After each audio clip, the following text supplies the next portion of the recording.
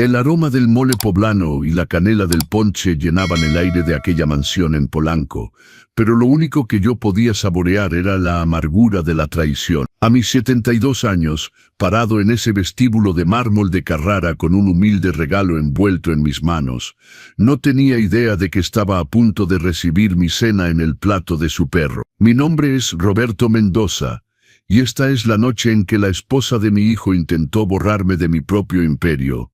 Las luces navideñas de la posada parpadeaban con burla mientras tocaba el timbre de la casa que yo había pagado con mis propias manos callosas. Cuando mi nuera Valeria abrió la puerta, la ráfaga de aire acondicionado me golpeó como una bofetada, pero nada se comparó con el hielo en sus ojos. «Don Roberto, qué milagro que llegó», dijo su voz destilando una falsa cortesía, afilada como navaja de barbero. Ahí estaba ella, luciendo un vestido de seda color, vino que costaba más de lo que yo ganaba en un mes en el taller durante los tiempos difíciles. No me abrazó, solo miró mi camisa de algodón sencilla y mis llaves del coche con ese suspiro de impaciencia, como si fuera una mancha de grasa en su impecable tapete persa. Mi hijo Miguel estaba al fondo, sirviendo champán francés a los padres de Valeria y algunos amigos influyentes que yo nunca había conocido. Cuando nuestras miradas se cruzaron, inmediatamente desvió la vista, concentrándose obsesivamente en las burbujas que subían en el cristal. En mi corazón se estrujó. Él era mi muchacho, el bebé que mecí mientras el olor a aceite quemado de motor se impregnaba en mi piel, el hombre por quien construí un imperio para que nunca supiera lo que era tener grasa negra bajo las uñas. Y ahora ni siquiera podía darme una feliz posada frente a su esposa trofeo. «Ándale, don Roberto, vamos a ponerte en un lugar cómodo», dijo Valeria, guiándome no hacia la mesa principal donde el pavo navideño olía celestial, sino hacia un rincón oscuro de la cocina cerca del cuarto de servicio. Había una silla de plástico tambaleante y una mesa plegable improvisada junto al bote de basura. «Ya sabes cómo es esto, don Roberto.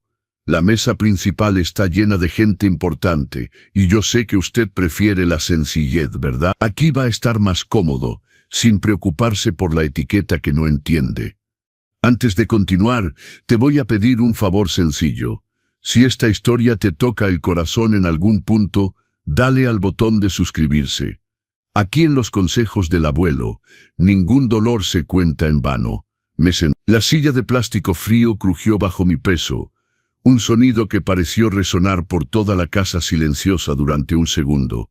Miré mis manos, esas manos que habían apretado tuercas y cargado cajas pesadas para que mi hijo pudiera estudiar en el TEC de Monterrey. Ahora estaban vacías. Valeria se acercó de nuevo, cargando un plato, pero no era la vajilla fina con bordes dorados que usaban los demás invitados. Era un plato de plástico azul, desgastado, el mismo plato que yo sabía que usaban para alimentar a su pastor alemán, en el patio trasero. En él no había una suculenta rebanada de pechuga de pavo, ni los elegantes acompañamientos que vislumbré desde lejos. Solo había huesos de pollo con trozos de cartílago, algo de pellejo grasoso de pavo y un puñado de arroz frío que parecía raspado del fondo de la olla. «Aquí tiene don Roberto. Ya todos se comieron las partes buenas, pero yo sé que a usted le gustan estas piezas rústicas. Dicen que el sabor está en el hueso, ¿no? Y para alguien que vino de donde usted vino, esto es un festín. Gracias a Dios todavía tiene dientes fuertes». Se rió, una risa estridente que atravesó mi alma como vidrio roto. Me quedé mirando el plato, oliendo la comida fría mezclada con el detergente barato de cocina. Una lágrima caliente amenazó con caer, pero me la tragué. No le daría el placer de verme llorar. Miré hacia el comedor a través de la puerta entreabierta. Miguel se reía del chiste de su suegro, cortando un pedazo generoso de carne con facilidad. Él sabía que yo estaba ahí, sabía lo que estaba pasando, y seguía masticando, tragándose la dignidad de su propio padre junto con la cena cara. «Miguel, mijo», murmuré, pero mi voz no logró pasar más allá de mi garganta seca. Recordé cuando él, Era pequeño y solo teníamos 50 pesos en la cartera. Yo dejaba de comer carne para que él pudiera tener el mejor pedazo en su plato. Fingía que no tenía hambre mientras mi estómago gruñía solo para ver su sonrisa. Y ahora ese mismo hijo me veía siendo tratado como un perro callejero y no movía un dedo. Su silencio dolía más que las palabras venenosas de Valeria. Valeria continuó circulando por el salón, presumiendo su nuevo logro. Sí, estamos muy contentos. La junta directiva de la empresa va a anunciar mi ascenso a directora administrativa general el lunes. Es un puesto prestigioso, ¿saben?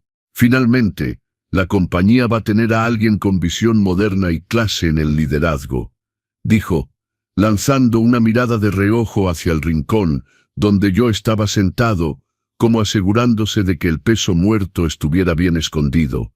Ella no tenía idea, no tenía la más mínima noción de que la empresa donde trabajaba, Transportes Mendoza, era solo un brazo del imperio que yo todavía comandaba desde las sombras. Me veía como un viejo analfabeto que tuvo suerte en la vida, alguien que debería estar agradecido de recibir sobras de su mesa abundante. Veía las arrugas en mi cara, pero no podía leer la historia que contaban. La historia de un hombre que nunca perdió una batalla, ni siquiera cuando el mundo entero estaba en su contra. Tomé el tenedor de metal barato que ella tiró al lado del plato. Sentí el metal frío contra mis dedos. La humillación era espesa, casi palpable, como humo de un fuego que consume todo lo que amas. Pero en medio de las cenizas de ese dolor, algo comenzó a brillar dentro de mí. No era tristeza. Era una claridad helada, una determinación que no había sentido en años. Si querían que yo fuera invisible, lo sería. Pero lo que olvidaron es que lo invisible es a menudo lo que sostiene todo. Miré a Valeria ahora, brindando con una copa de cristal, riendo a carcajadas. «Disfruta esa champán, querida», pensé, apretando el tenedor tan fuerte que mis nudillos se pusieron blancos. «Disfruta cada gota, porque mañana vas a descubrir que la mano que te sirve sobras es la misma mano que puede cerrar las puertas de tu mundo para siempre». Me levanté lentamente, dejando el plato de huesos intacto sobre la mesa de utilidad. No comería esa humillación. Agarré mi cartera de cuero gastada y caminé hacia la salida lateral, evitando el salón principal. Nadie notó mi partida. Nadie me extrañó. Yo era solo una sombra retirándose silenciosamente hacia la fría noche de la Ciudad de México. Pero al cruzar el portón automático de la mansión, no me sentí derrotado. Sentí que el tiempo de sembrar dolor había terminado finalmente, y la cosecha iba a ser muy amarga para aquellos que sembraron traición en Posada. El asfalto mojado de la banqueta reflejaba las luces de colores de las mansiones vecinas, pero para mí todo parecía teñido de un gris helado. Caminé lentamente, sintiendo cada centímetro de mi cuerpo protestar, no por agotamiento físico, sino por el peso de un alma que acababa de ser destrozada en el lugar donde debería haber encontrado refugio. El sonido de mis pasos resonaba en la calle desierta de Polanco, un ritmo solitario que marcaba el final de una era de silencio y sumisión. Todavía podía oler el pavo navideño impregnando el aire de esa casa, un perfume que ahora me daba náuseas, porque apestaba a hipocresía de un hijo que vendió a su propio padre por un estatus de cartón. Mientras me alejaba, recordé cómo llegamos a este punto. Miguel no siempre fue este hombre que vi hoy. Hubo un tiempo en que era un niño de ojos brillantes corriendo por el taller, llenándose la cara de grasa y prometiendo que cuando creciera me construiría un castillo. Yo sonreía, limpiando sus manos con un trapo del taller, sin imaginar nunca que el castillo que construiría tendría paredes demasiado altas para que yo las escalara y un foso lleno de desprecio. El cambio fue lento, casi imperceptible, como el óxido corroyendo el acero desde adentro hasta que todo colapsa al primer toque. Comenzó con pequeñas correcciones a la forma en que yo hablaba, y terminó con él, permitiendo que esa mujer me sirviera huesos en el plato de un perro. «Oye, compa, ¿estás viendo esto desde Guadalajara, Monterrey, Puebla? Deja tu ciudad en los comentarios. Me encantaría saber quién está aquí conmigo. Tu presencia y tu historia también importan para nosotros, porque ninguno de nosotros debería caminar solo en el frío de la ingratitud. La verdad es que Valeria fue solo el catalizador del veneno que ya estaba latente en el corazón de Miguel. Ella, con sus trajes sastre impecables y su ambición que brillaba más que sus joyas de diseñador, vio en él la escalera perfecta hacia la élite chilanga. Pero para subir esa escalera, decidió que los peldaños serían hechos de mi dignidad. Durante el café de la tarde de la semana pasada, ella ya había dado señales de lo que venía. Mientras yo servía café con pan dulce que hice yo mismo, ella comentó con naturalidad aterradora que mi olor a aceite viejo de fritanga estaba impregnando las cortinas de lino de la sala. Miguel escuchó. Estaba ahí, desplazándose en su último smartphone, y solo asintió con la cabeza, acordando silenciosamente con la humillación que su esposa derramó sobre mí. Esa noche de posada, el detonante final no fue solo el plato de sobras. Fue lo que pasó minutos antes de que cruzara el portón. Cuando yo estaba en la cocina aislada cerca del bote de basura, Valeria vino a mí con una bolsa negra de basura, pesada y con mal olor. Don Roberto, ya que decidió irse tan temprano, ¿no le importaría llevar esto al bote de basura de la banqueta, verdad?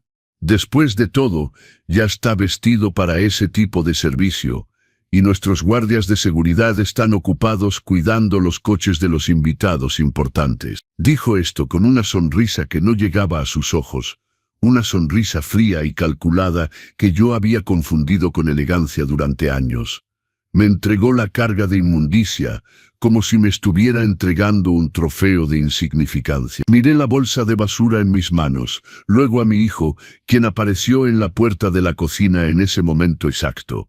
Miguel vio la bolsa de basura, vio la expresión burlona de Valeria, pero en lugar de intervenir, solo se ajustó su corbata de seda italiana, la que yo sabía que costaba más que el salario de un trabajador de fábrica.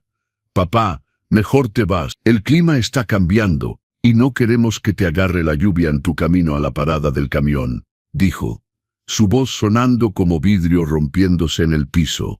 No me ofreció un aventón, no llamó un coche, solo quería que yo desapareciera de la vista de sus amigos refinados lo más rápido posible.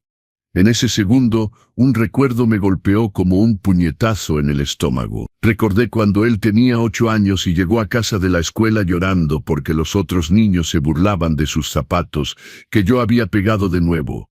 Ese día sostuve su cara y prometí que nada le faltaría nunca más. Cumplí esa promesa. Pero tal vez, solo tal vez, ese fue mi error más grande. Crié a un príncipe que ahora decapitaba a su propio rey, para complacer a una cortesana ambiciosa. Le di el mundo, pero olvidé enseñarle el precio del mundo y el valor del suelo que nos sostiene. Mientras caminaba por la banqueta cargando esa bolsa de basura que no era mía, sentí una fuerza extraña comenzar a burbujear bajo mi piel. Era como si Roberto Mendoza, el que vendía tacos de canasta bajo la lluvia, el hombre que se volvió animal para sobrevivir a la viudez y la deuda, estuviera despertando de un sueño profundo. Pensaban que yo era solo peso muerto, una carga que impedía que el barco navegara hacia la modernización. Usaron palabras elegantes como optimización y necesidad sanitaria para justificar mi borrado. Pero olvidaron una cosa fundamental. Yo soy el fundador. Yo poseo la tecnología que mueve los camiones que sostienen su lujo. Puse la bolsa de basura en el bote con extremo cuidado, sin derramar ni una gota de inmundicia en la inmaculada banqueta de Polanco. No haría una escena, no lloraría, no rogaría, no me convertiría en el viejo histérico que Valeria describía en sus reuniones sociales. En cambio, llevé la mano a mi cuello y toqué el plástico frío de mi gafete que siempre llevaba en mi cartera. El gafete que decía Roberto Mendoza, fundador. En ese momento, supe que la cuenta regresiva que había comenzado en mi mente ya había empezado. Dios escribe derecho en renglones torcidos, solía decir yo para consolarme en noches agotadas en el taller. Y ahora él parecía estar trazando el camino hacia una justicia que ninguno de ellos podía prever. Lo que le pertenece a un hombre no puede ser quitado por nadie, y lo que yo construí con sangre y sudor no sería devorado por la codicia de una nuera ingrata y la falta de huevos de un hijo sin columna vertebral. Miré la mansión una última vez antes de doblar la esquina. Las luces brillaban intensamente, escondiendo la podredumbre que crecía adentro, donde el amor había sido intercambiado por signos de pesos. No me dirigía a la parada del camión. Me dirigía a encontrarme con mi destino. Allá afuera, en la fría banqueta chilanga, mi chofer privado ya me esperaba en un coche blindado negro estacionado discretamente 2 cuadras más adelante. Junto a él, la licenciada Fernanda Aguirre, la abogada que había contratado en secreto, ya tenía la carpeta de evidencia abierta. El tiempo de sembrar había terminado, y el tiempo de la cosecha amarga para aquellos que sembraron traición acababa de llegar. El verdadero punto de inflexión apenas comenzaba, y lo que verían el lunes convertiría su posada en una pesadilla corporativa de la que nunca despertaría. Subí al coche y cerré la puerta, aislando el sonido de la música festiva que todavía venía de la mansión. El silencio dentro del vehículo era denso y lleno de promesas de justicia.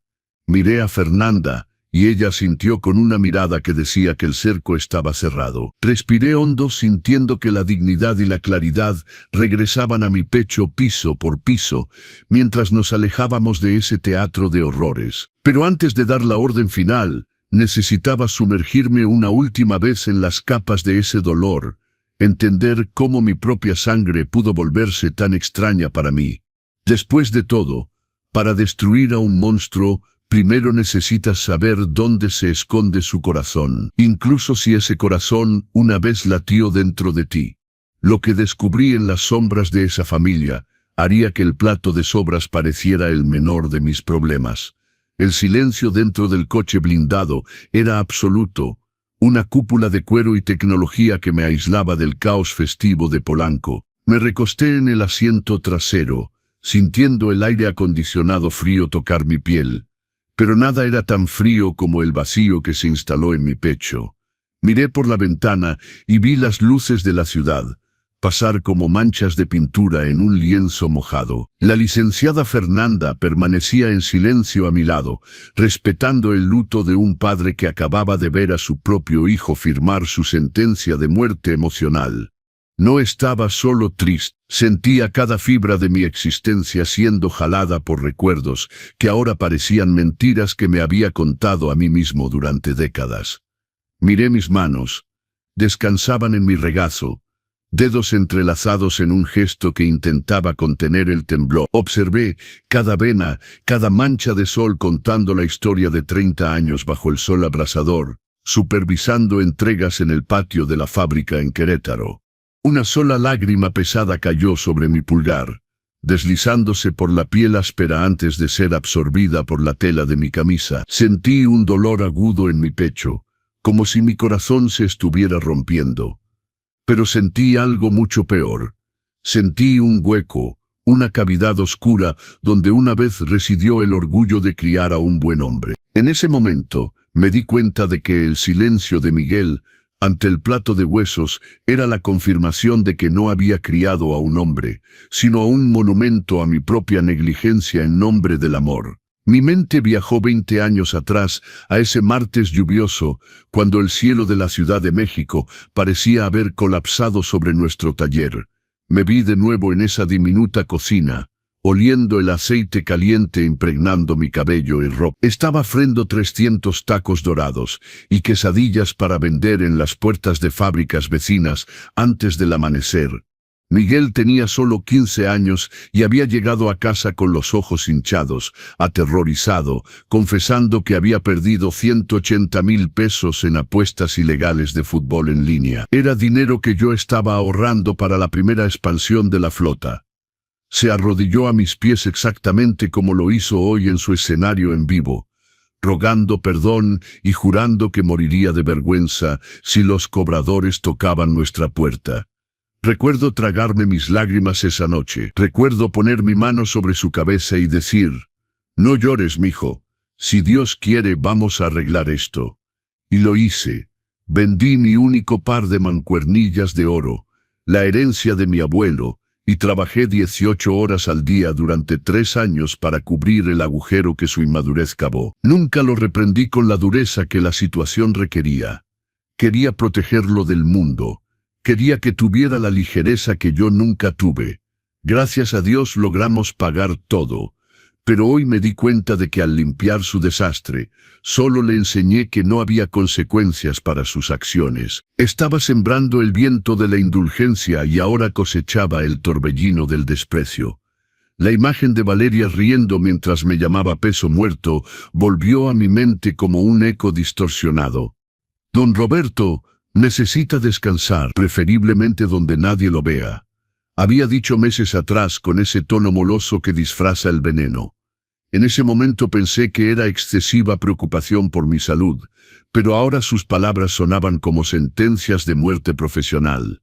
No quería mi descanso, quería mi borrado, quería ocupar el trono de Transportes Mendoza, usando a mi propio hijo como el verdugo que me empujaría al abismo.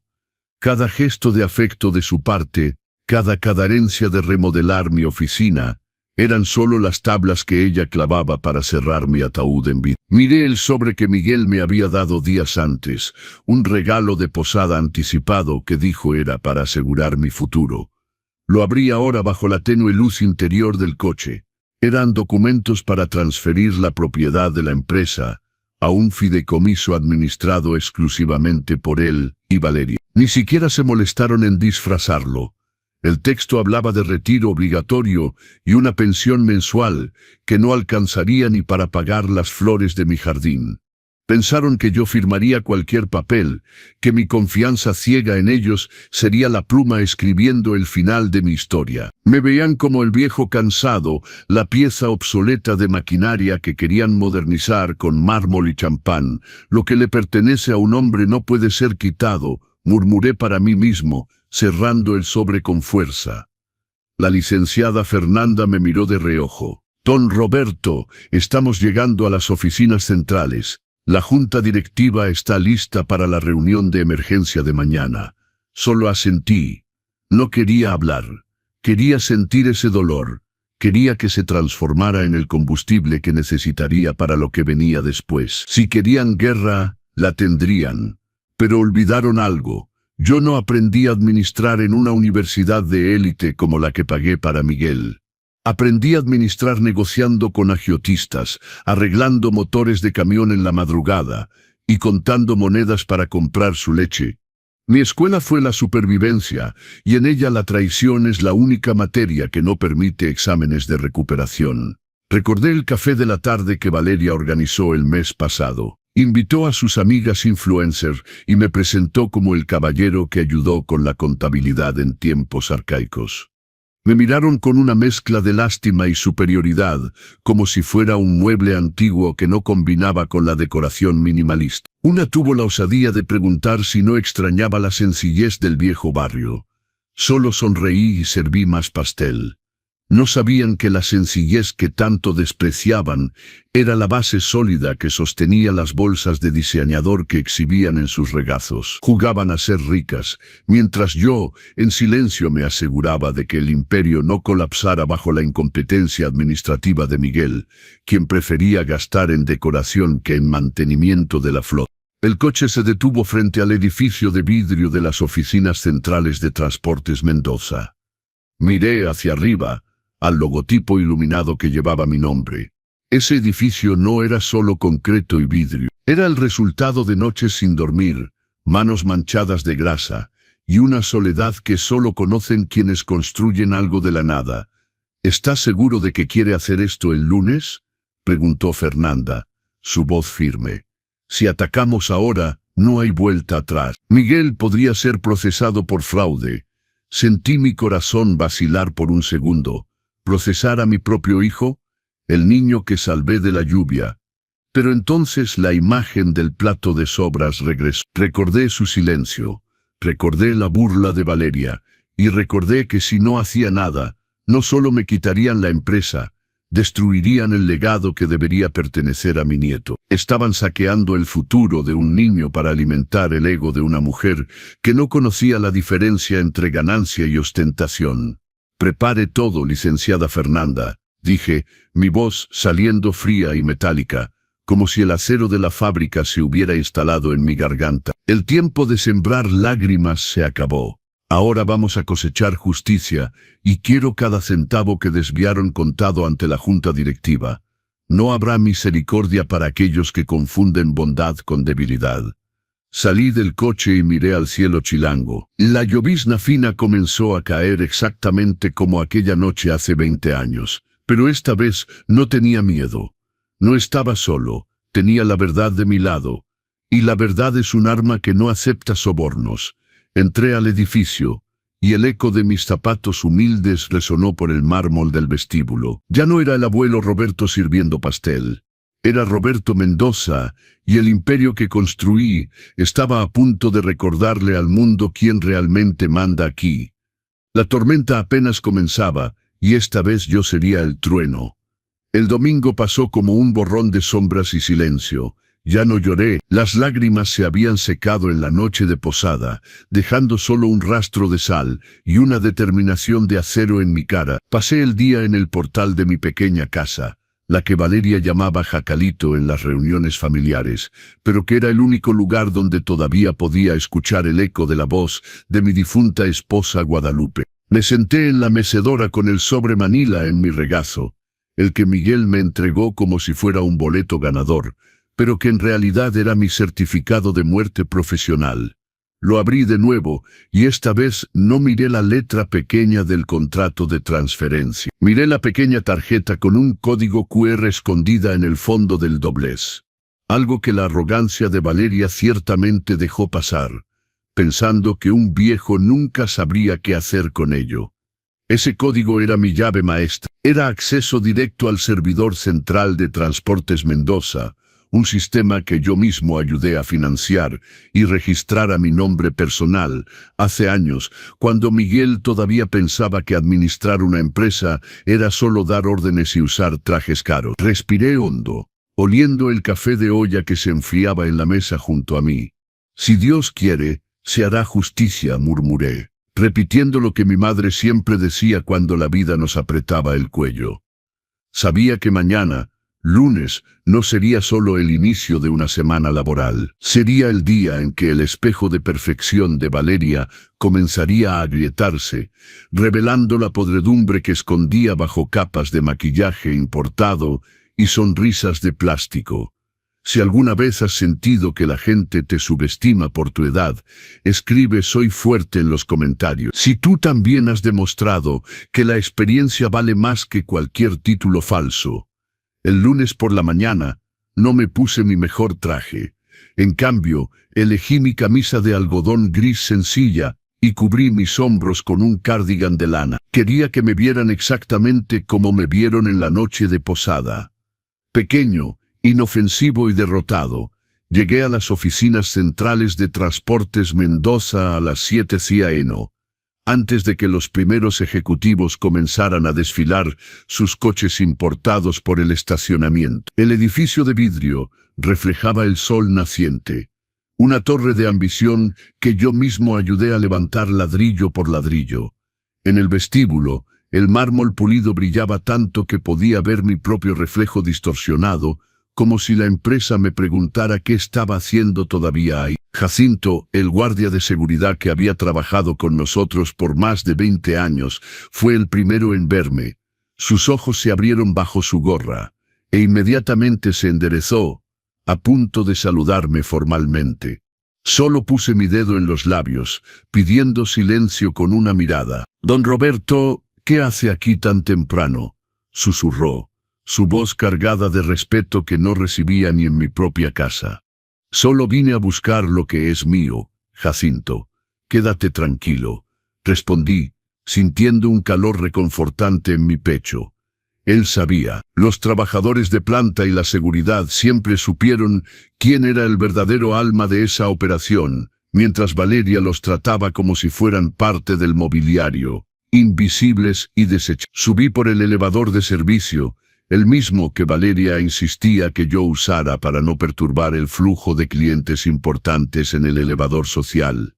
Cuando las puertas se abrieron en el piso ejecutivo, El silencio era absoluto. Caminé hacia la oficina que una vez fue mía, pero ahora lucía una placa de acrílico con el nombre de Miguel en letras doradas. Usé el código QR en mi teléfono para desbloquear la puerta lateral del cuarto de archivos confidenciales. Un acceso que nunca se molestaron en revocar, porque pensaban que yo no sabía cómo encender una computadora solo.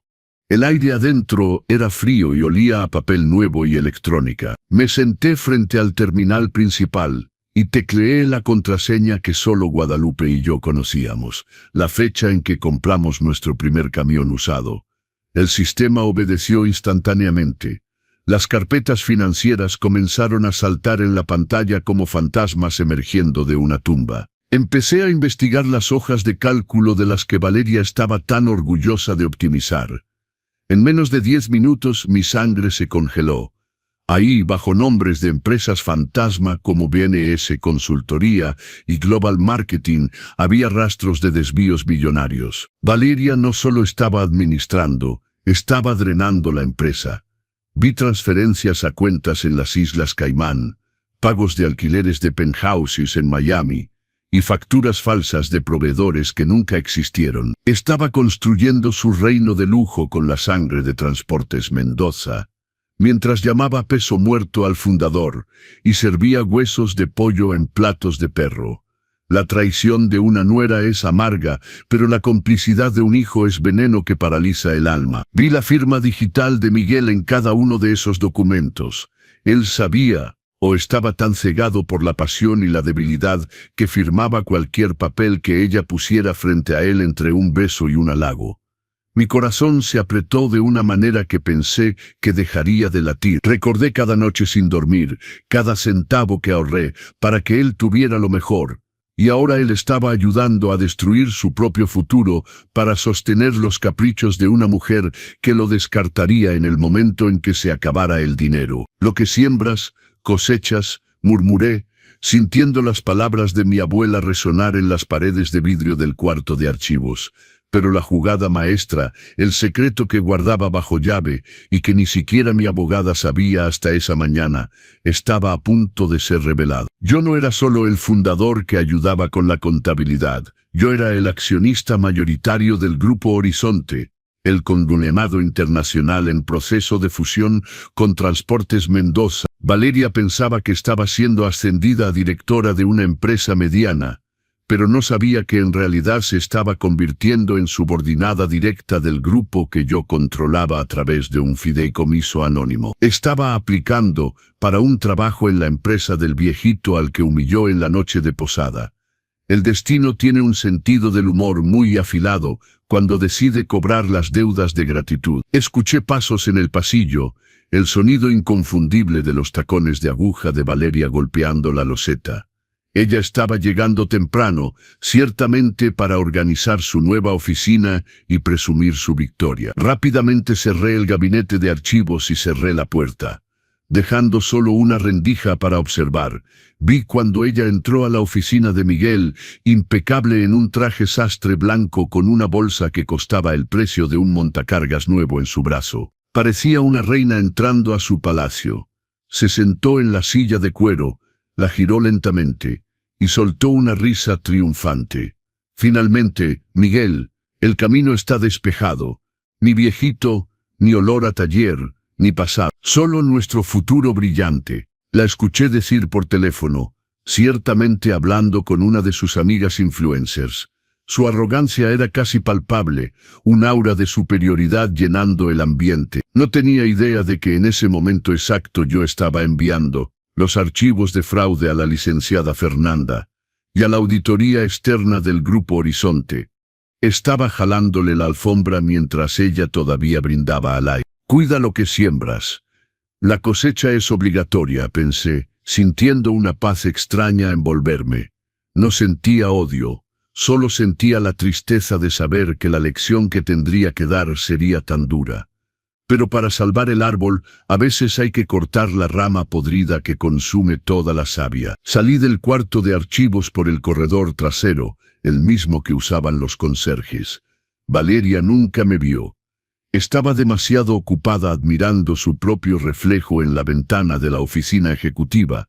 soñando con el poder que pensaba había conquistado. Caminé de regreso al elevador de servicio, pero esta vez mi columna estaba derecha y mi barbilla levantada. Ya tenía todo lo que necesitaba. El escenario estaba montado. La audiencia ya estaba comprando boletos para la fiesta de celebración de Miguel, que sucedería en unas horas. Y yo sería el invitado de honor que nadie esperaba. El viejo inútil que entregaría el regalo de posada, que realmente merecían. La verdad desnuda. La tormenta estaba armada, y el relámpago estaba a punto de golpear el centro de ese salón de vidrio. Salí del elevador de servicio de Transportes Mendoza, sintiendo el aire pesado de la oficina ya no asfixiarme tanto como antes. Cada paso que mis zapatos humildes daban sobre el mármol del vestíbulo era un recordatorio silencioso de que el viejo arcaico, como le gustaba susurrar Valeria a sus amigas, estaba a punto de reclamar lo que le pertenecía por derecho. Crucé la puerta giratoria y el calor húmedo de la Ciudad de México me golpeó, pero mi sangre permanecía fría, calculadora, enfocada en la misión que comenzó en aquella desastrosa noche de posada. Ya no era solo Roberto que hacía pan dulce, era el fundador de un imperio construido con callos y noches sin dormir. Y el fénix que dormía bajo mis arrugas acababa de abrir sus alas. Caminé hacia el coche negro que me esperaba discretamente en la esquina, lejos de los ojos vigilantes de las cámaras de recepción. Dentro de él, la licenciada Fernanda Aguirre ya tenía su laptop abierta, las luces de la pantalla reflejándose en sus gafas de armazón delgado y mirada depredadora. Era conocida en Wall Street como la abogada que se comía ejecutivos en el desayuno. Y hoy trabajaba para mí. Don Roberto, los archivos que extrajo son la prueba definitiva que necesitamos, dijo su voz firme y metálica, cortando el silencio del vehículo. Valeria no solo desvió fondos, creó un esquema de facturas falsas que roza el peculado, y Miguel, desafortunadamente, firmó cada uno de esos documentos.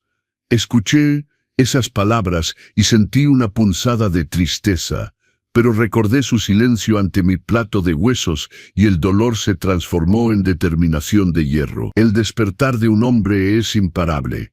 Si estás de acuerdo, deja tu like para fortalecer esta historia de justicia. ¿Tendrías el mismo valor que Roberto está teniendo ahora, enfrentando a su propia sangre para salvar su legado? Escribe en los comentarios qué harías tú en su lugar. Regresamos a mi pequeña casa, pero no entré a descansar. Fui directo a la recámara y abrí el baúl de cedro que guardaba las memorias de mi difunta esposa Guadalupe. En el fondo, escondido dentro de un bolsillo secreto de mi viejo delantal de cocina, el que usaba cuando freía tacos dorados bajo la lluvia para pagar las deudas de Miguel, estaba mi verdadero símbolo de poder. Saqué un pequeño estuche de terciopelo gastado, y al abrirlo, el brillo del anillo de diamante de la familia Mendoza iluminó la habitación.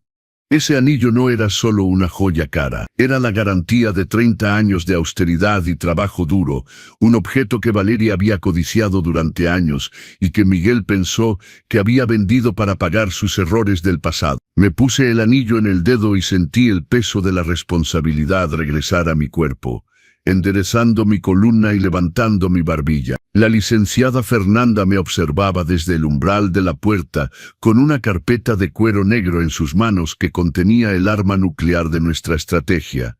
La patente original del sistema SIX. Ellos piensan que usted es peso muerto. Don Roberto, comentó, usando la palabra que Valeria escribió en ese maldito correo electrónico. Piensan que es una pieza arcaica que puede ser descartada, pero olvidaron que la tecnología que tan orgullosamente muestran a los inversionistas todavía está a su nombre personal. Miré el certificado del INPI en mis manos y sonreí, una sonrisa fría que no había visto en el espejo durante décadas. Gracias a Dios, tuve la terquedad del viejo de registrar esa patente fuera del RFC de la empresa, protegiendo de la codicia que ya preveía podría surgir. ¿Cuánto tiempo tenemos hasta el evento de celebración de Miguel?, pregunté, sentándome en la mesa de la cocina donde el café de olla se enfriaba sin tocar. 48 horas, respondió Fernanda, ajustándose su impecable traje negro. Tiempo suficiente para que ellos se sientan en la cima del mundo, celebrando una victoria construida sobre mentiras y humillación.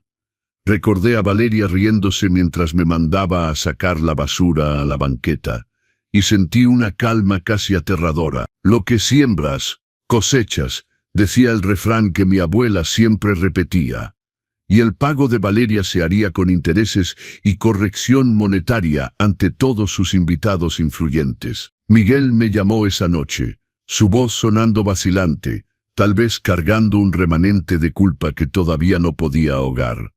«Papá, ¿estás bien? Valeria dijo que te fuiste sin despedirte. Estaba preocupada».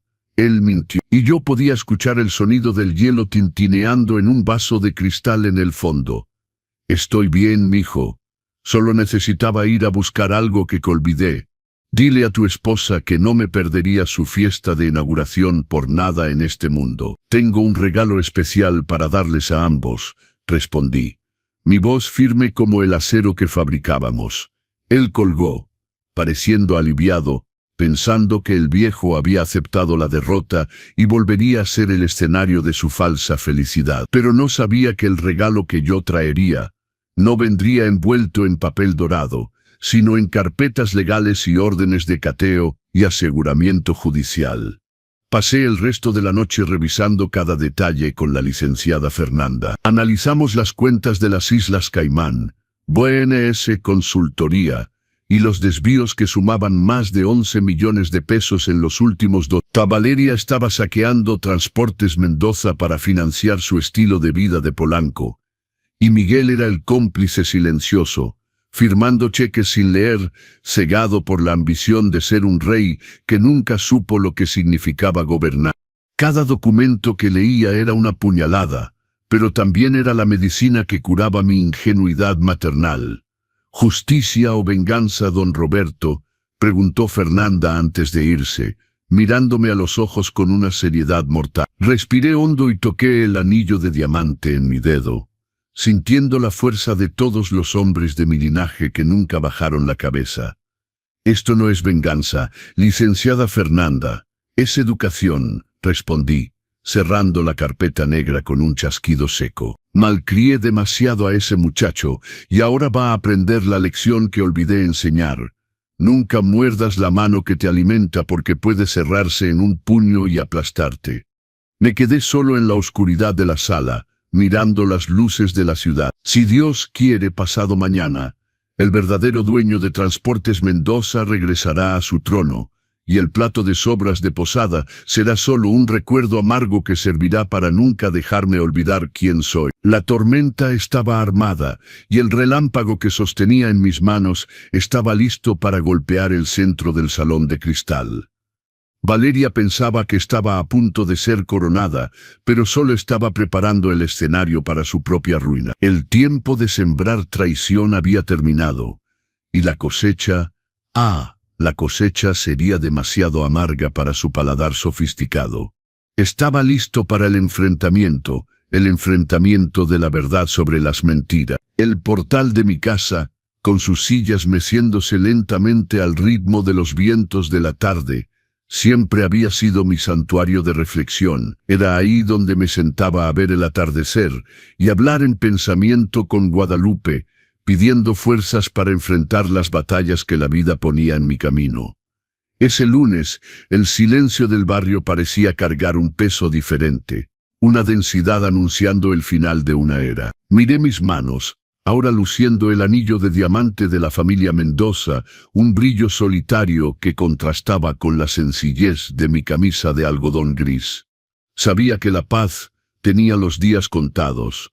El café de olla que tomé solo con un pedazo de pan dulce no sabía como siempre. Tenía el sabor metálico de la expectativa, el sabor amargo de saber que mi propio hijo, mi Miguel, estaba marchando felizmente hacia su propia destrucción, junto a una mujer que lo veía solo como un peldaño de lujo hacia una ambición sin fin. Me levanté y fui a la iglesia, buscando refugio que las paredes de mi casa ya no podían dar.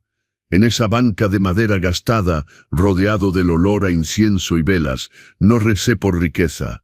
Ya tenía bastante de esa en cuentas que ellos ni siquiera imaginaban. Recé por claridad, para no flaquear en el momento de los golpes finales.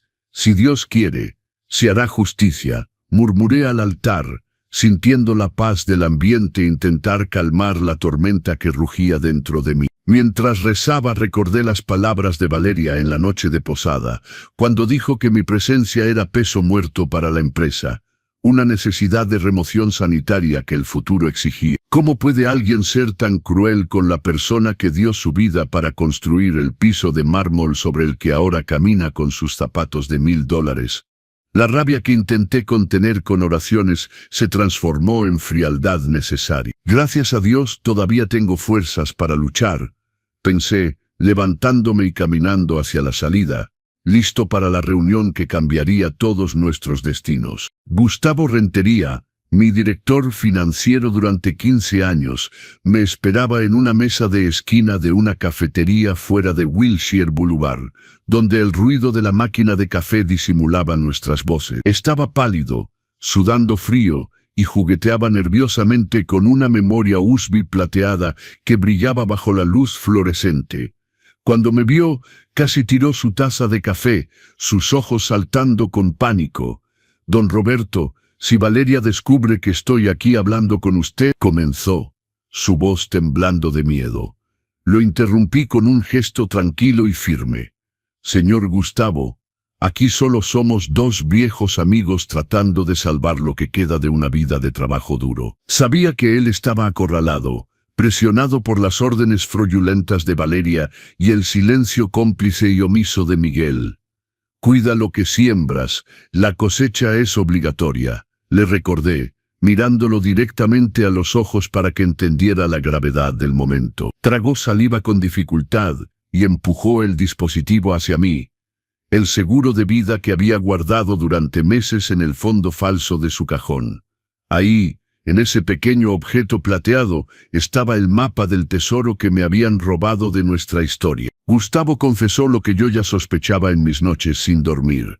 Transferencias mensuales a OBNS Consultoría en las Caimán, valores que sumaban más de 11 millones de pesos en los últimos. Valeria estaba saqueando Transportes Mendoza con la eficiencia de una termita silenciosa en madera noble, aprobando facturas falsas por servicios nunca prestados, disfrazados como optimización digital y consultoría de imagen corporativa. Usa el dinero de la empresa como su tarjeta de crédito personal de ostentación, don Roberto susurró, mirando alrededor con miedo. Viajes de primera clase, bolsas de diseñador que cuestan el precio de una flotilla de camiones usados, y Miguel firma todo con una sonrisa de títere, como hipnotizado por su perfume caro.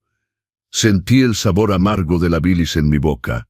Mi hijo no solo era débil, era coautor de la destrucción del patrimonio que debería pertenecer a mi nieto. Regresé a las oficinas centrales de la empresa solo para recoger algunos documentos personales que todavía estaban en mi viejo cubículo, el diminuto espacio sin ventanas donde Valeria me mandó para optimizarme y hacerme invisible. Mientras caminaba por el pasillo de loseta, me crucé con ella.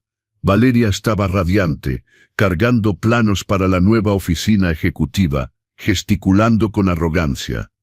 «Don Roberto, ¿todavía aquí?», preguntó con una sonrisa congelada que nunca llegaba a sus ojos, rebosantes de desprecio. Pensé que ya estaría en su casa cuidando su jardincito o eligiendo la casa de retiro para su merecida jubilación obligatoria. Se rió, una risa metálica que resonó en las paredes de vidrio, atrayendo la atención de los empleados más jóvenes. «El futuro no tiene lugar para quienes viven en el pasado y huelen a grasa de taller del barrio. Usted solo es peso muerto que impide el crecimiento de esta empresa moderna». No respondí con grito, solo la miré de arriba abajo, sintiendo el peso del anillo de diamante que ella tanto codiciaba bajo la piel de mi mano izquierda. «Lo que siembras, cosechas, querida», dije suavemente, usando el tono dulce y paternalista que ella tanto odiaba por no poder descifrar. Su sonrisa desapareció por un milisegundo, reemplazada por un destello de duda e irritación contenida. ¿Qué dijo? Siseo.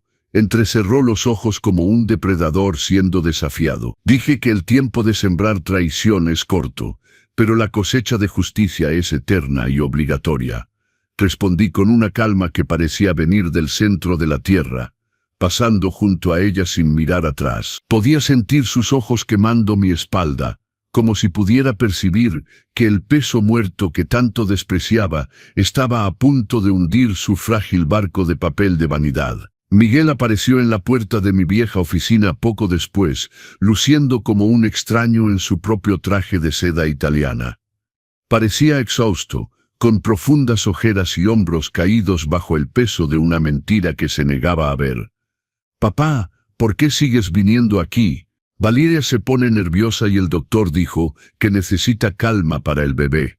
Comenzó sin valor para mirarme directamente a los ojos. «Siéntate, Miguel», dije con autoridad metálica, que lo hizo obedecer como el niño de 10 años que todavía parecía en el fondo de esa fachada de director general.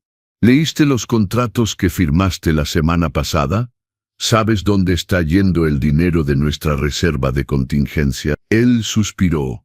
Ese suspiro cansado de alguien que prefiere la comodidad de las ilusiones a la dureza de la realidad. «Son solo estrategias fiscales modernas, papá. Valeria entiende esto. Ella tiene un MBA y visión de futuro. Tú estás siendo paranoico y arcaico». «¿Paranoico?», repetí, mi voz sonando como un látigo en el silencio de la oficina. «Miguel, estás financiando el lujo de una mujer que te llama mamitis a tus espaldas y que ya planeó mi remoción como si fuera basura sanitaria necesaria para su brillo». Él se levantó abruptamente, la silla raspando contra el piso. «Basta, papá. Yo soy el director general ahora. Tú ya hiciste suficiente. Ahora es mi turno. Vete a tu casa y déjanos en paz. Nosotros decidiremos tu futuro». Al escuchar esa palabra, «nosotros decidiremos», supe que ya no había espacio para el diálogo maternal. Su ceguera no era maldad pura, era estupidez voluntaria y codiciosa que dolía aún más en mi pecho. «Que Dios te acompañe, mijo», solo dije mientras él salía, azotando la puerta de vidrio violentamente. Sabía que esas eran las últimas palabras amables que escucharía de mí durante mucho tiempo. La noche del lunes se dedicó por completo a la estrategia final con la licenciada Fernanda Aguirre. En mi oficina casera, rodeado de carpetas negras llenas de evidencia y documentos reveladores de la memoria USB de Gustavo, trazamos el ataque que no dejaría sobrevivientes morales. «Don Roberto, la notificación legal está lista y es a prueba de balas», dijo Fernanda, entregándome el papel que prohibía a Transportes Mendoza usar el sistema SIG-Track con efecto inmediato. Si no aceptan sus condiciones frente a todos, la empresa se detiene en sí. El inventario se congela. Las facturas no salen. Los camiones se quedan inactivos en el patio como piezas de hierro inútiles. Miré el documento, sintiendo ese peso aplastante de las decisiones. Detonar esto significaba guerra total contra mi propia sangre. Significaba que mi hijo me odiaría tal vez para siempre por exponer su debilidad. Pero recordé el plato de sobras frías de pollo, recordé la humillación pública ante los 200 ejecutivos y proveedores que vieron a mi hijo expulsarme como si fuera un intruso. Recordé cuando yo mismo cargaba cajas pesadas de refacciones en el inventario para ahorrar cada peso y pagar su programa de intercambio en Londres, mientras mis manos sangraban del frío en los amaneceres de la CDMX.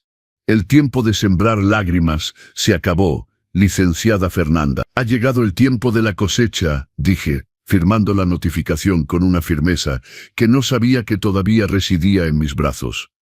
«No solo voy a reclamar mi empresa de las manos de una traidora, voy a salvar el carácter de mi hijo, aunque para eso tenga que destruirlo primero en el fuego de la verdad».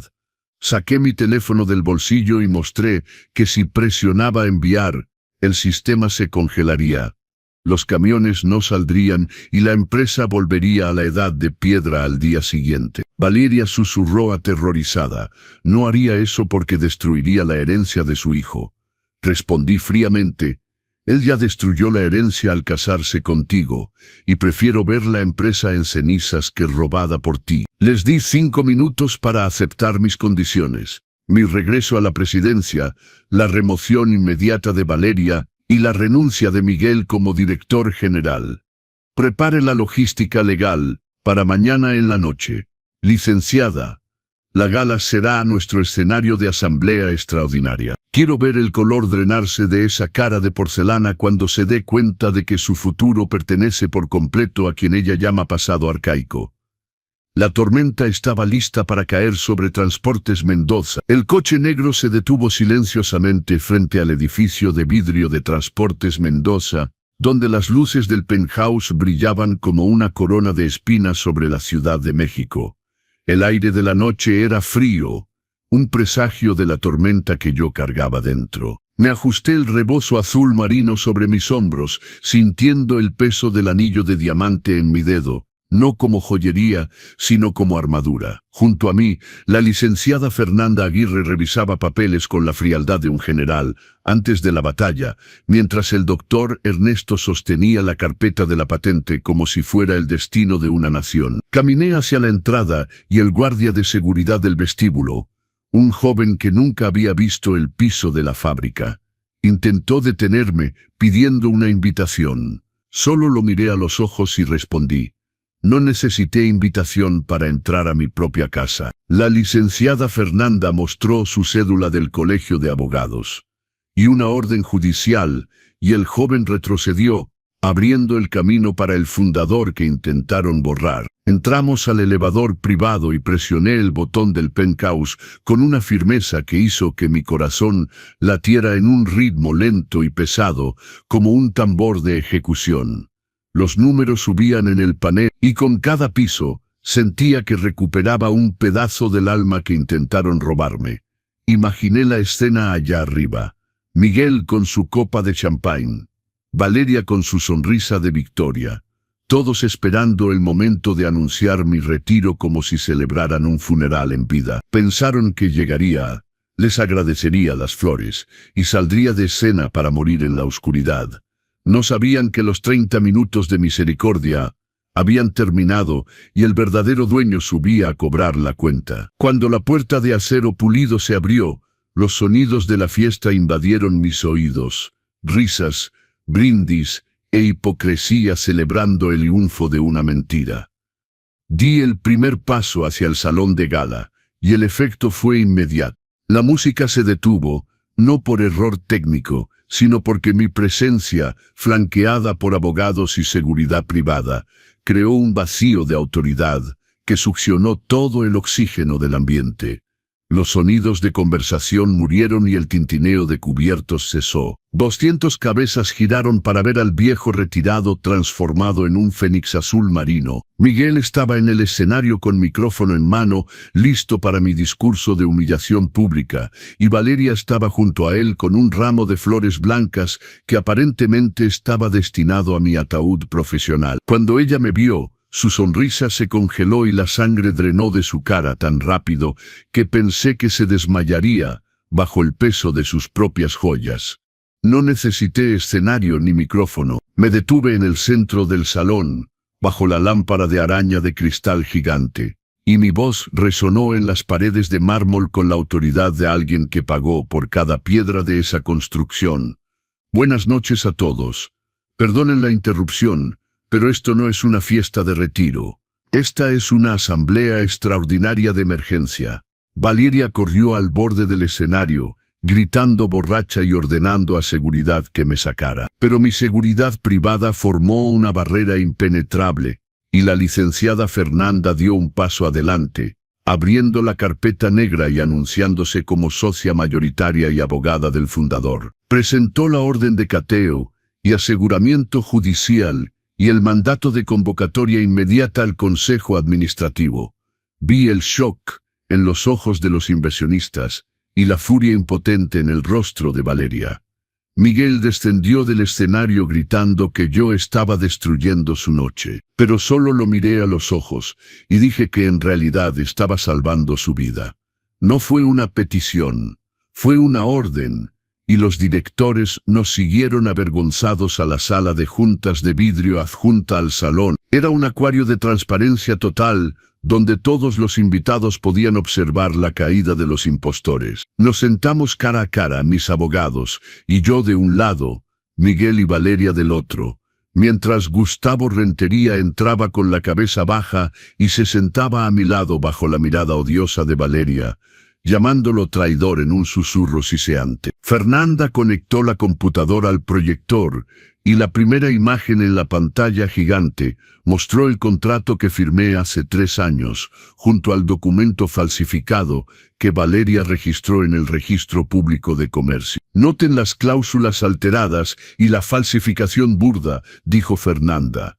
Esto se llama fraude ideológico y peculado. Valeria soltó una risa nerviosa y estridente, alegando que eran solo errores tipográficos que lo legal corregiría. Fue entonces cuando Gustavo Rentería habló por primera vez, voz temblando pero firme. Los errores tipográficos no transfieren millones a las Caimán. Conectó su memoria USB y las hojas de cálculo brillaron en la pared con líneas destacadas en rojo. BNS Consultoría. Global Marketing Solutions, todas empresas fantasma con cuentas en paraísos fiscales recibiendo pagos de Transportes Mendoza.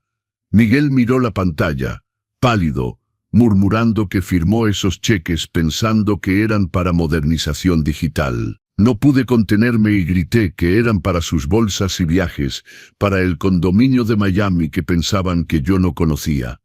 El valor total desviado sumaba 11.300.000 pesos en los últimos 2 años. Estaban matando a la gallina de los huevos de oro para hacer una barbacoa. Miguel le preguntó a Valeria si esto era cierto, y ella explotó, levantándose y golpeando la mesa, gritando que era una conspiración. Que Gustavo era incompetente y yo estaba senil. Alegó que yo firmé todo y acordé todo. Saqué el correo electrónico impreso de mi bolsa y pregunté si firmé mi propia sentencia de muerte donde ella decía que mi presencia era peso muerto y necesidad sanitaria. Tiré el papel sobre la mesa y Miguel reconoció su propio correo, intentando justificar diciendo que la abogada lo escribió y él solo aceptó. Respondí que aceptó que la mujer que limpiaba el piso de la fábrica para alimentarlo fuera tratada como peso muerto. Él bajó la cabeza y lloró, pero Valeria permaneció como un animal acorralado listo para atacar, vociferando que los documentos podían ser impugnados, y ella seguía siendo directora financiera con pluma en mano. Me desafió diciendo que yo era solo socio minoritario y tomaría 10 años en tribunales, removerla gastando cada centavo del efectivo de la empresa en su defensa. Fue mi turno de levantarme lentamente y descansar mis manos sobre la mesa de caoba. Le dije que tenía razón sobre la lentitud de la justicia, pero los negocios eran rápidos. Abrí la carpeta de cuero verde y saqué el certificado del INPI, preguntando si le gustaba el sistema SIG-Track que hacía funcionar la empresa. Cuando preguntó qué del sistema, sonreí y dije, no pertenece a la empresa, sino a mí, Roberto Mendoza, patente individual registrada. Valeria dejó de respirar. Descubrió que su equipo legal era incompetente y nunca había habido un contrato de cesión de uso para la empresa. Expliqué que habían estado usando mi propiedad intelectual ilegalmente durante 5 años, y las regalías retroactivas sumaban 12 millones de pesos, pero lo peor no era la deuda. Anuncié que como dueño de la patente, estaba revocando el permiso de uso en ese momento exacto. Saqué mi teléfono del bolsillo y mostré que si presionaba enviar el sistema se congelaría. Los camiones no saldrían y la empresa volvería a la edad de piedra al día 7. Valeria susurró aterrorizada. No haría eso porque destruiría la herencia de su hijo. Respondí fríamente. Él ya destruyó la herencia al casarse contigo. Y prefiero ver la empresa en cenizas que robada por ti. Les di 5 minutos para aceptar mis condiciones, mi regreso a la presidencia, la remoción inmediata de Valeria y la renuncia de Miguel como director general. El silencio en la sala fue aplastante mientras los invitados observaban la desesperación desde dentro del acuario de vidrio. Miguel me miraba a mí y a Valeria, atrapado en el fuego cruzado entre el padre que traicionó y la esposa que lo convirtió en criminal. Abrió la boca para hablar, pero Valeria fue más rápida y gritó su carta final. No podía hacer esto porque ella estaba embarazada de 3 meses y yo no mandaría al padre de mi nieto a la cárcel. Me congelé al escuchar esa palabra. Vida o justicia ahora en una balanza imposible. Y Valeria sonrió victoriosamente, viendo mi vacilación ante el rehén que llevaba en su vientre. Embarazada. Esa palabra no sonó como una bendición, sino como la mecha de una bomba que Valeria acababa de lanzar en el centro de esa mesa de mármol. El silencio que siguió no trajo calma, trajo terror helado que parecía congelar el aire acondicionado. Miré su vientre, todavía perfectamente plano bajo la tela cara, y sentí un nudo gordiano apretarse en mi garganta. Allí, en ese vientre, estaba mi nieto heredero de todo lo que Guadalupe y yo construimos con sudor y sacrificio, pero frente a Valeria no vi la dulzura de una futura madre. Vi el brillo depredador de alguien que acababa de encontrar el escudo perfecto para sus crímenes. No estaba compartiendo alegría. Estaba presentando un rehén, negociando una vida inocente por su propia impunidad. Miguel estaba paralizado, boca medio abierta y ojos perdidos, como si hubiera recibido un golpe físico en medio del alma. Miraba a su esposa como si viera un monstruo emergiendo de un lago tranquilo. Tú estás embarazada, tartamudeó, su voz pareciendo venir de 1000 kilómetros de distancia. Valeria no se molestó en mirarlo con afecto. Mantuvo los ojos fijos en mí, con una sonrisa victoriosa, insultando a cada abuela en este mundo. Explicó con frialdad escalofriante que había planeado anunciar la sorpresa en el escenario ante todos, pero yo había arruinado todo con mi sed de justicia. Dio un paso hacia mí, la postura de víctima desapareciendo para revelar arrogancia venenosa. Entonces, abuelo Roberto, ¿qué va a hacer?, preguntó, el uso de ese apodo sonando como un escupitajo en mi cara. Cuestionó si tendría el valor de mandar a la madre de mi nieto a prisión, si dejaría que ese niño naciera tras las rejas, o si sería sensato y firmaría todo para dejarlos en paz. Sentí mi corazón, que antes latía con la fuerza de la rabia, volverse pequeño y apretado en mi pecho. Valeria me estaba empujando a un abismo emocional, ofreciendo una elección imposible entre la justicia que merecía y la familia que siempre soñé. Si seguía adelante, sabía que ella usaría a ese bebé para castigarme por el resto de mi vida. Me transformaría en la bruja mala de las historias de cuna, asegurándose de que nunca viera la cara de ese niño sin su supervisión cruel. Gustavo Rentería a mi lado tocó ligeramente mi brazo, percibiendo mi vacilación. Él y la licenciada Fernanda sabían que este era mi talón de Aquiles, el punto exacto donde mi armadura de empresario siempre fallaba, el amor por los míos. Valeria percibió mi debilidad y continuó destilando veneno, sugiriendo que devolviera el acceso al sistema y rompiera los papeles a pie de visitas controladas los fines de semana. El final está cerca. Quédate conmigo hasta el final para entender todo. Quiero saber, ¿estás de acuerdo con las acciones de Roberto o crees que Valeria tiene razón luchando por el futuro de su hijo, usando todos los medios posibles? ¿Cuál sería tu veredicto? Miré a Miguel, esperando que dijera algo, cualquier cosa para darme dirección en esa oscuridad. Él todavía estaba en shock, procesando la idea de ser padre en medio de un campo de batalla. Valeria le gritó, ordenándole que me hablara, que me convenciera de detener esta locura por el bien de su hijo. Fue entonces cuando algo que había esperado 30 años sucedió ante mis ojos cansados. Miguel miró a Valeria, pero no con adoración ciega como siempre. Era una mirada de puro reconocimiento del mal. Se dio cuenta de que ella estaba usando a su propio hijo, un ser aún no nacido, como ficha de negociación para escapar de prisión. Estás usando a nuestro hijo, susurró. Su voz un trueno contenido en la sala de vidrio. Valeria, perdiendo la compostura, Gritó que estaba protegiendo el patrimonio del niño contra un viejo que quería quemarlo todo. Preguntó cómo pagarían las escuelas suizas sin ese dinero. Y fue entonces cuando mi hijo gritó de vuelta, un rugido que hizo temblar el vidrio de la sala. Con dinero honesto, no dinero robado a mi padre. El sonido de esa frase lavó mi alma. Valeria retrocedió, asustada. Nunca había visto a Miguel levantar la voz.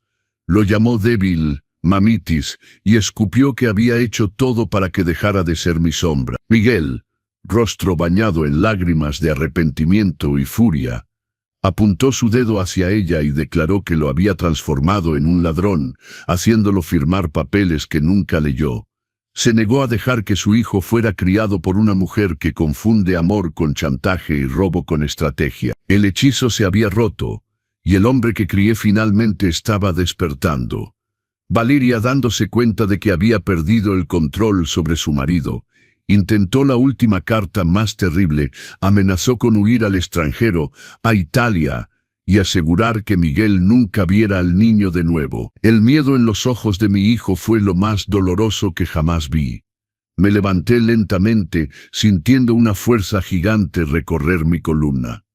Miré en los ojos entrecerrados de Valeria y dije con una calma que era pura muerte para sus pretensiones, que ella no iría a ninguna parte. Informé que la licenciada Fernanda ya había solicitado el bloqueo de su pasaporte 1 hora atrás, y las autoridades federales ya estaban notificadas sobre el riesgo de fuga.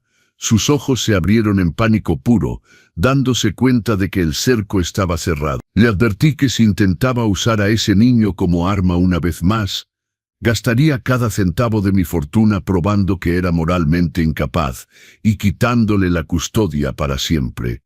Quisiste jugar a ser dueña de empresa, ahora vas a jugar a ser prisionera, dije, acercándome tanto a su cara que podía sentir mi determinación.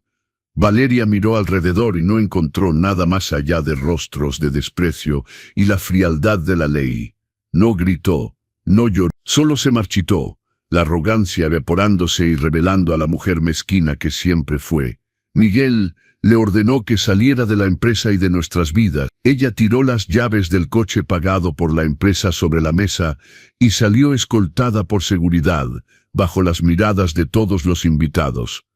Cuando la puerta se cerró, solo quedamos nosotros en el silencio del campo de batalla destruido. Miguel me miró, y en un gesto que rompió el resto de mi corazón, dobló las rodillas y se arrodilló en el piso frío de la sala de juntas, rogando perdón. Yo, como padre, ya sentía las lágrimas burbujeando en mis ojos. El silencio que siguió a la salida de Valeria del salón de gala era más ensordecedor que cualquier música que había sonado esa noche de posada.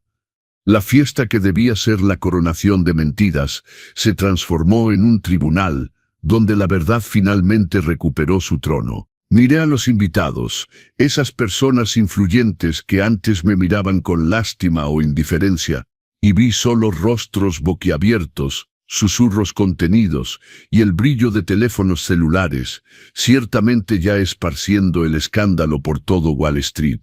Pero no sentí placer en esa caída pública. En medio de ese acuario de vidrio, solo vi los escombros de una familia que intenté tanto tiempo mantener de pie a costa de mi propia dignidad. La ostentación de Valeria se había evaporado, dejando atrás el olor de la traición y el eco del llanto de mi hijo, todavía arrodillado a mis pies, aferrándose a mis pantalones como si fuera la única cosa sólida en un mundo que acababa de colapsar. Sentí sus lágrimas mojar mi tela azul marino, y por un segundo, Roberto Mendoza, quien lo amamantó y protegió de la lluvia, solo quería abrazarlo y decir que todo estaría bien. Pero Roberto Mendoza, el empresario que construyó un imperio de grasa y sudor, sabía que el perdón sin disciplina es solo fertilizante para nueva traición.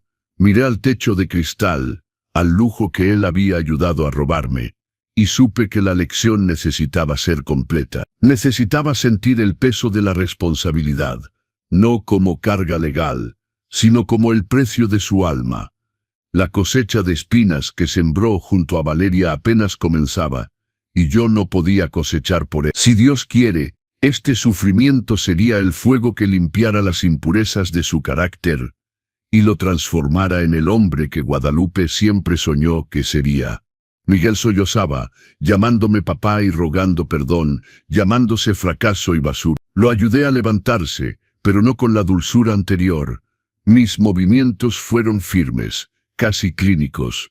«Levántate, Miguel», dije, voz sin aceptar réplicas. «Levántate porque tenemos mucho trabajo que hacer, y llorar no paga las deudas que contrajiste con la sangre de esta empresa». La licenciada Fernanda Aguirre se acercó con su tablet, mostrando que la operación para capturar a Valeria ya estaba en marcha. No esperó el final de la noche para intentar huir. Con pasaporte italiano en su bolsa y transferencia de emergencia a Uruguay, corrió al aeropuerto internacional pensando que su embarazo sería salvoconducto para la impunidad.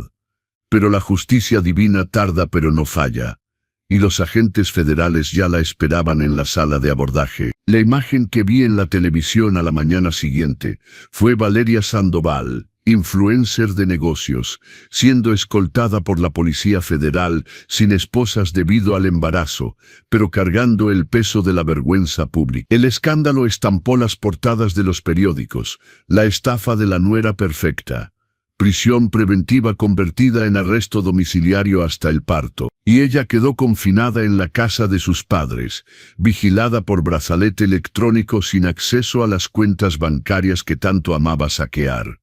Su imperio de mentiras se derrumbó y descubrió que el olvido es el peor castigo para quienes viven de las apariencias falsas. Pero mientras ella enfrentaba la justicia de los hombres, mi hijo enfrentaba la justicia de la realidad que yo mismo preparé para él.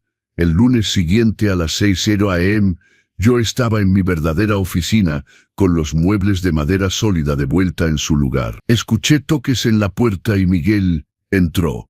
No llevaba el traje italiano de $5,000 ni el reloj suizo que yo pagué. Llevaba overol azul, uniforme de trabajador del piso de fábrica, con el logo de Transportes Mendoza bordado en el pecho. Parecía más pequeño, más humilde, ojos bajos y manos vacías. «Estoy listo, señor Mendoza», dijo usando mi título profesional en lugar de papá, confirmación de que había entendido el nuevo orden. Lo dirigí al sector de envíos bajo la supervisión de Jacinto, con salario basado en categoría y sin privilegios. Tendría que sudar para recuperar el respeto que tiró a la basura. Durante los primeros meses, vi a través de las cámaras de seguridad su sufrimiento. Los viejos empleados, aquellos que ignoró o humilló bajo la influencia de Valeria, no le hicieron la vida fácil.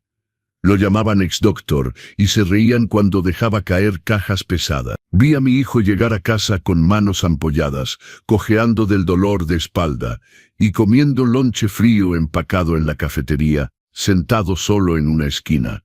Muchas noches mi corazón de padre sangraba de lástima, y quería bajar ahí y devolverlo al aire acondicionado. Pero me contuve, sabiendo que solo la incomodidad podía arreglar el carácter que el lujo había echado a perder. El sudor finalmente estaba limpiando su alma, transformando al príncipe en un hombre real. Gradualmente, el milagro de la redención comenzó a suceder. En el tercer mes, vi a Jacinto palmear la espalda de Miguel mientras arreglaban juntos un montacargas roto. Ya no daba órdenes, sostenía la linterna y aprendía el valor del trabajo manual. En el cuarto mes, sugirió un cambio práctico en la organización del inventario para hacer la vida más fácil a los trabajadores y comenzaron a llamarlo Mike. Se estaba él viendo humano y el orgullo que sentí fue mucho más sólido que cuando exhibía diplomas caros. Estaba aprendiendo que la herencia no es dinero, sino la capacidad de ganarlo de nuevo si lo pierdes todo mañana. Mientras tanto, la empresa sangraba. Tuvimos que vender desbodegas para cubrir el agujero de 11 millones de pesos que los desvíos de Valeria dejaron. Tuvimos que renegociar plazos y tragar orgullo ante los proveedores. Pero Transportes Mendoza renacía más fuerte, sin la grasa de la vanidad, solo con el músculo de la eficiencia. Reasumí la presidencia con poderes totales, limpiando cada rastro de la gestión fraudulenta de Valeria. El fénix que despertó en mí No permitiría que ninguna termita carcomiera las vigas de nuestra historia de nuevo. La justicia se estaba haciendo, centavo por centavo, lágrima por lágrima. En febrero, el teléfono sonó en la madrugada. A Valeria se le había roto la fuente. Miguel corrió al hospital público, el único que la nueva realidad permitía, ya que el plan de lujo fue cancelado, y yo seguí justo detrás. Roberto nació a las 4:00 am, un guerrero gritando al mundo. Cuando vi a mi hijo saliendo de la nursería con ese bulto azul en sus brazos, todavía vistiendo el overol manchado de aceite y fierro, vi una luz en sus ojos que no había visto en décadas. «Papá, conoce a tu nieto, Roberto Mendoza Jr.», susurró. Y en ese instante, todo el dolor y la traición se evaporaron. Tomé a mi nieto en mis brazos y supe que ahí estaba nuestra segunda oportunidad.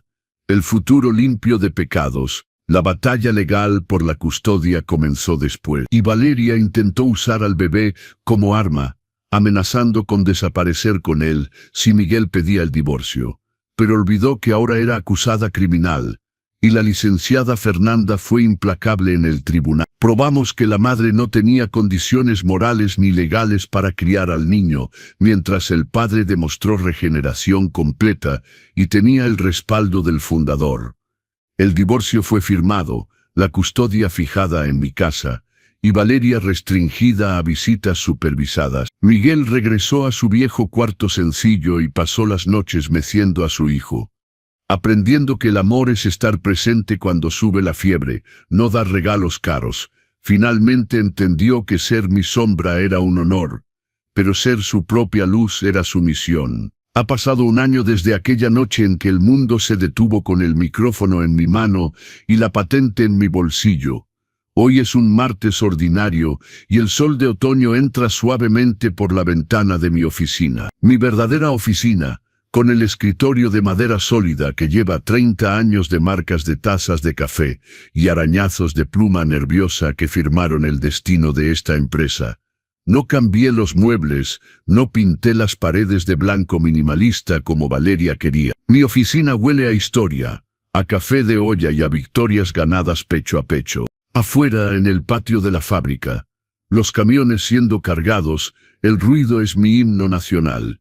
Para algunos es solo ruido, pero para mí es música, es el sonido de Transportes Mendoza vivo, respirando y pulsando con la fuerza de quienes no dejaron que la traición los derribara. Recuerdo perfectamente cómo este lugar casi se transformó en el mausoleo de mi propia existencia. La empresa no se rompió, pero sangramos duro para detener el agujero de 11 millones de pesos que la codicia de Valeria dejó atrás. Tuvimos que vender bodegas, renegociar con proveedores y trabajar el triple, pero hoy no tenemos grasa, tenemos músculo. La puerta de mi oficina se abre sin la formalidad fría anterior. No es la secretaria de tacones mirándome con desdén. Es Miguel. Ya no usa trajes usa jeans desgastados, camisa de botones con mangas enrolladas hasta los codos y botas de seguridad que cargan el polvo honesto del inventario. En sus brazos, aferrado a su cuello como si fuera puerto seguro, está el pequeño Roberto Jr., ahora de poco más de un año, soltando risitas que iluminan cada rincón de esta oficina. Miguel coloca la carpeta en mi escritorio y sonríe de una manera que no había visto en décadas. «Papá, los reportes de envíos están listos. Vencimos la meta del mes otra vez y sin ninguna consultoría milagrosa», dice. El tono de su voz lleva una paz que ningún dinero de Miami podría comprar. Coloca a Roberto en el piso y el niño corre tambaleándose hacia mi silla, extendiendo brazos regordetes que huelen a talco y galletas. Lo levanto y siento que cada noche de llanto y cada plato de huesos que tragué valió la pena para llegar a este momento. Mi hijo finalmente aprendió que el éxito no se mide por el brillo del reloj suizo, sino por el apretón de manos firme del empleado que te respeta, porque trabajas a su lado. Pregunto si Valeria llamó, manteniendo los ojos enfocados en hacerle cosquillas en la panza a mi nieto. Miguel suspira, y su rostro maduró de una manera que solo el dolor permite. Me dice que su abogada llamó informando que consiguió progresión a régimen semiabierto la semana pasada, y quiere ver al niño. Lo llevaré, papá, con trabajadora social como ordena el juez, dice recostándose en el escritorio con brazos cruzados. Ella es su madre después de todo, y no voy a impedir el contacto. Pero Roberto vive aquí. Su hogar es aquí donde la verdad es la fundación. Siento orgullo sólido por mi hijo. No guarda odio corrosivo que Valeria sembró. Guarda la responsabilidad de padre sabiendo que el ejemplo es la única herencia que nadie puede robar. Valeria perdió todo lo que más amaba. El estatus, la reputación de influencer y el control sobre las vidas de aquellos que llamó peso muerto. Hoy es una sombra viviendo en la casa de sus padres, vigilada por la justicia y olvidada por aquellos que brindaron con ella en los salones de Polanco.